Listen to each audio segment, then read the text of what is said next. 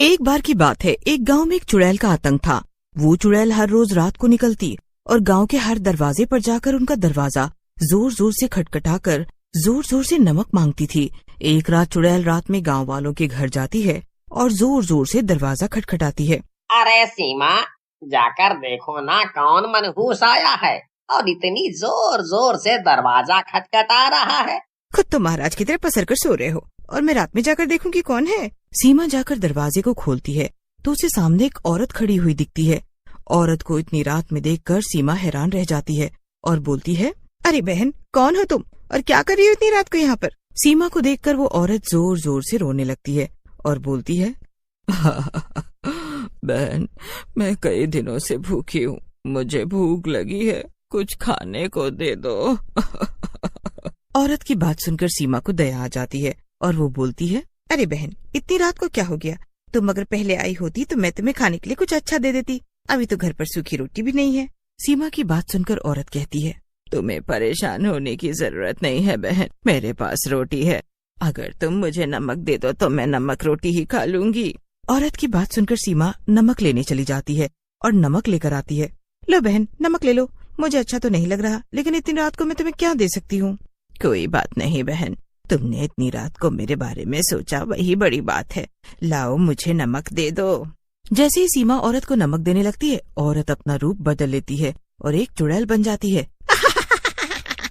नमक तो बहाना है, मुझे तुझे इस घर से बाहर निकालना है। ऐसा कहकर चुड़ैल सीमा की आत्मा पर कब्जा कर लेती है। सीमा की आंखें लाल हो जाती है और वो बेहोश हो जाती है। मजा आ गया, ऐसे ही मैं पूरे गांव वालों की आत्मा पर कब्जा कर लूंगी, मजा आ जाएगा फिर तो। इस घटना के बाद चुड़ैल का हौसला बढ़ जाता है। वो हर रात किसी गांव वाले के घर जाती और उससे नमक रोटी मांगती और फिर उसकी आत्मा पर कब्जा कर लेती।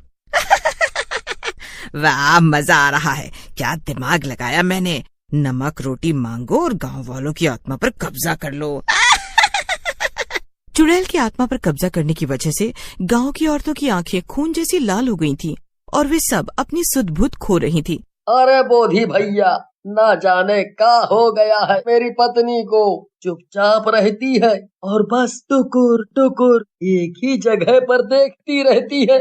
अब मैं क्या बताऊं कालू, जो तुम्हारा हाल है वही मेरा भी हाल है। मेरी पत्नी भी उसी तरह घूमती रहती है जैसे तुम्हारी पत्नी। अरे भैया, तुम सबसे बुरा हाल तो मेरा है। मुझे तो बच्चों की शूशू पोटी सब धोनी पड़ रही है। ना जाने क्या खाते हैं, बहुत बदबू मारते हैं, नालायक कहीं के। मेरा तो हाल बहुत बुरा है। ऐसा कहकर सब अपने दुखड़े एक दूसरे के सामने रोकर सब घर चले जाते हैं। एक रात जब कालू सो रहा होता है, उसकी पत्नी सीमा उठती है और एक चाकू निकालकर उसकी ओर बढ़ती है, लेकिन उसी समय कालू की आंखें खुल जाती है। अरे नाक मिटी, ये क्या कर रही है? अपने हाथों से ही अपना सिंदूर मिटा रही है। अगर मारना ही था तो करवा चौथ क्यों रखती थी? चल हट मनहूस। मैं तो सिर्फ अपनी चुड़ैल मालकिन का कहना मान रही हूँ। आज तेरे छोटे छोटे टुकड़े करके उनको दे दूंगी।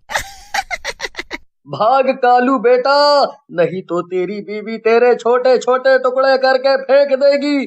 वैसे भी ये चुड़ैल सब्जी काटने की एक्सपर्ट है। कालू घर से निकलकर बाहर भाग लेता है। फिर कालू किसी तरह छुपकर रात बिताता है और सुबह होते ही सरपंच के पास पहुंचता है और बोलता है, मर गया रे सरपंच जी, मेरी जान बचा लो। मेरी चुड़ैल बीवी से मेरी जान बचा लो, नहीं तो वो मेरी जान ले लेगी। क्या बोले जा रहा है कालू अपनी पत्नी सीमा के बारे में? ऐसी बातें करने में तुझे शर्म नहीं आ रही? इतनी प्यारी बच्ची है सीमा, लगता है आज दिन में ही चढ़ा ली है। चल भाग यहाँ से। अरे सरपंच जी, कितनी प्यारी है वो मेरा दिल ही जानता है। रात में प्यारा पालक पनीर बनते बनते बचा है, समझे? तुम्हें वो चुड़ैल बहुत ही प्यारी लग रही। ये बात तो सचमुच बहुत गंभीर है। आज तुम पर हमला हुआ है, कल किसी और पर होगा। हमें इस चुड़ैल के जादू से निपटना ही होगा। आज आने दो इस चुड़ैल को, आज इसकी नानी याद दिलाते हैं। ऐसा कहकर सरपंच अपनी योजना कालू को बताते हैं। फिर कालू वहाँ से चला जाता है। रात होते ही चुड़ैल वापस गांव में आती है। आज फिर से मैं किसी को शिकार बनाऊंगी। कई दिन हो गए हैं कोई नया शिकार नहीं मिला। फिर चुड़ैल एक घर का दरवाजा खटखटाती है। वहाँ कालू लड़की का भेष बदलकर बैठा होता है। चुड़ैल उसे पहचान नहीं पाती और बोलती है, बहन, मुझे बहुत जोरों की भूख लगी है, कुछ खाने को दे दो, नमक रोटी ही सही। चुड़ैल की बात सुनकर औरत बना कालू कहता है, हाँ हाँ बहन, मैंने इतनी रात को ढाबा तेरे लिए ही तो खोला है। हाँ हाँ, अभी लाती हूँ नमक रोटी, बस 2 मिनट रुको। कालू साड़ी से अपना मुंह छिपाकर नमक रोटी लेकर उसके सामने पहुंचता है। उसी समय चुड़ैल अपने असली रूप में आकर उसकी आत्मा खींचने की कोशिश करती है, लेकिन औरत को कुछ नहीं होता। ये देखकर चुड़ैल हैरान हो जाती है। असंभव, ऐसा नहीं हो सकता। इस औरत की आत्मा मेरे कब्जे में क्यों नहीं आ रही है? चुड़ैल की बात सुनकर कालू हंसते हुए अपना मुंह दिखा देता है और बोलता है, ऐसा इसलिए हो सकता है चुड़ैल, क्योंकि मैं औरत नहीं बल्कि मर्द हूँ, और तुझे आज सबक सिखाने के लिए ही ऐसा बना हूँ। ऐसा कहकर कालू एक डंडा उठाता है और चुड़ैल को पीटने लगता है। अरे अरे मर गई रे, ये डंडा तो बड़ी जोर से लग रहा है। हुई मैया, हुई माँ, मर गई मैं। अरे कोई बचाओ मुझे रे। चुड़ैल की आवाज सुनकर और भी गांव वाले वहाँ आ जाते हैं और मशाले लेकर चुड़ैल को घेर लेते हैं। वाह वाह कालू भैया, इस चुड़ैल को पकड़कर तुमने बहुत बढ़िया काम किया है। आज इसको छोड़ेंगे नहीं। वैसे इस औरत के भेष में तुम बिल्कुल हेमा मालिनी लग रहे हो। ज्यादा हेमा मालिनी याद आ रही हो तो मैं धर्मेंद्र बन जाता हूँ अभी, समझे? पकैती मत करो और इस चुड़ैल से निपटो, समझे? गांव वाले चुड़ैल की तरफ बढ़ रहे होते हैं, तभी वहाँ पर सीमा आ जाती है और चुड़ैल के सामने खड़ी हो जाती है। खबरदार, किसी गांव वाले ने अगर चुड़ैल को छुआ भी तो वो मेरी मालकिन है, समझे? जान ले लूंगी। सीमा की बात सुनकर सरपंच बोलते हैं, अरे कालू, अपनी पत्नी को समझाओ यार, बड़ी मुश्किल से ये चुड़ैल पकड़ में आई है।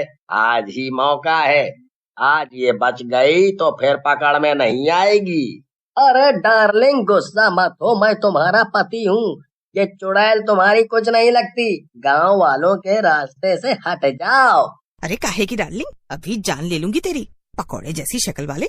अगर मेरी चुड़ैल मालकिन को छुआ भी ना तो देख लेना। सीमा की बात सुनकर चुड़ैल खुश हो जाती है और बोलती है, शाबाश मेरी गुलाम, आज मैं बहुत खुश हुई, मजा आ गया।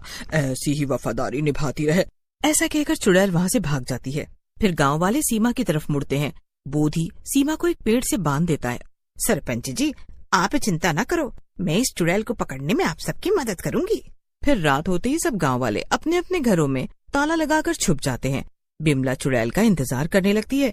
चुड़ैल रात में गांव में आती है। पूरे गांव में ताला लगा हुआ है, लगता है गांव वाले मुझसे डर गए हैं। लेकिन मेरा शिकार कहाँ मिलेगा मुझे? हाँ?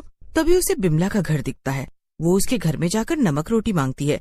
बिमला भी तैयार बैठी होती है। बस बहन, तुम इंतजार करो, मैं अभी लेकर आती हूँ। जैसे ही बिमला जाती है उसी समय वहाँ गांव वाले आ जाते हैं और चुड़ैल को पकड़ लेते हैं। गांव के पुजारी एक बोतल के अंदर चुड़ैल को कैद कर देते हैं। चुड़ैल बोतल के अंदर से बोलती है, आज तो तुम गांव वालों ने मुझे बोतल में कैद कर दिया, लेकिन मैं फिर आऊंगी, तुम सबको मजा चखाऊंगी। फिर गांव वाले चुड़ैल को एक पेड़ के नीचे गड्ढा खोद कर गाड़ देते हैं। जैसे ही चुड़ैल को वो लोग गड्ढे में डालते हैं, गांव की औरतें भी उसके जादू से आजाद हो जाती हैं।